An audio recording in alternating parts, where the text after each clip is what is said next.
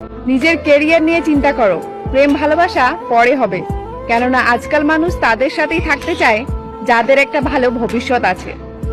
আমি আপন পর বুঝি না, তবে যেই মানুষটা আমার জন্য থাকবে সেই মানুষটার জন্য আমি সবসময় থাকবো। ডাকলে টেকো সন্দেহহীন ভাবে, রাখলে রেখো মা যেভাবে রাখে।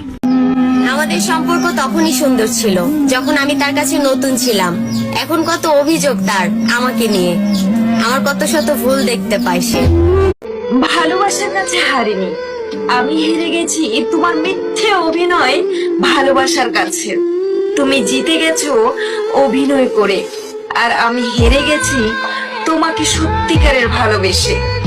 দেখো, আমি এটা বলবো না যে আমি আমার জীবনে একটাই প্রেম করেছিলাম, তবে হ্যাঁ, একটা মানুষকে আমি অসম্ভব পরিমাণ ভালোবাসতাম, আর সেই মানুষটা বর্তমানে আমার নেই তো কি হয়েছে, এখনো পর্যন্ত মানুষ তাকে আমার ভালোবাসা বলেই চেনে।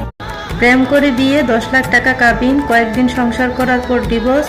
ছেলেটা কান্নায় ভেঙে পড়েছে বিচ্ছেদের কারণে, আর মেয়েটা 10 লাখ টাকা হাতে নিয়ে হাসতেছে। সেটা আমার কথা না, বর্তমান টিকটক মিডিয়ার ভাইরাল নিউজ। তবে মেয়েটা হয়তো টাকা নিয়ে ভাবছে সে সুখী হবে। স্বামীকে শারীরিক হোক মানসিক হোক, দুই দিক দিয়ে শান্তিতে রাখার চেষ্টা করবেন। সংসার জীবনে অভাব হোক অটন হোক, যাই কিছু হোক না কেন, তাকে যদি আপনি সুখে রাখেন, কখনো বিচ্ছেদ হলে সে বলবে যে আমার জীবনে একটা ভালো নারী ছিল যাকে আমি কখনোই। তবে মোটেও না, টাকার মাঝে যে সুখ নাই, সুখ শুধু ভালোবাসায়। সেদিনই বুঝবে যেদিন সে এই ছেলেটাকে মিস করবে।